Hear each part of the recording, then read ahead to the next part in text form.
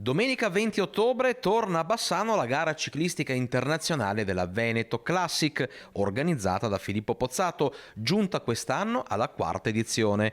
Un connubio, quello tra la città e la bici, che si rinnova e si fortifica pedalata dopo pedalata, salita dopo salita, fino a far meritare a Bassano l'appellativo di... È un mio mantra, Bassano città del ciclismo, perché queste manifestazioni creano un volano per farci conoscere e quindi cercare di portare il più possibile cicloturisti nella nostra città.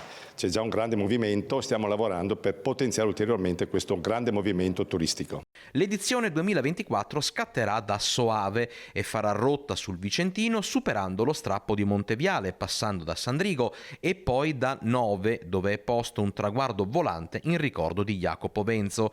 Dopodiché la Veneto Classic entrerà sulle sue strade, quelle che tanto l'hanno fatta apprezzare in questi suoi primi anni di vita. C'è il circuito della Rosina che andrà ripetuto per ben 2 volte e poi sarà il momento della Tisa. Prima dell'arrivo a Bassano però ci sarà l'asperità del muro di Diesel Farm, poi San Michele contro Assoarda e infine Piazza Libertà. In totale saranno 195 chilometri da percorrere. Lungo le strade inserite nel percorso saranno previste chiusure indicativamente tra le 13 e le 16:45. Dalle 14 di sabato invece fino al termine del disallestimento sono vietate la sosta e la circolazione dei veicoli in Piazza Libertà e Piazza Garibaldi.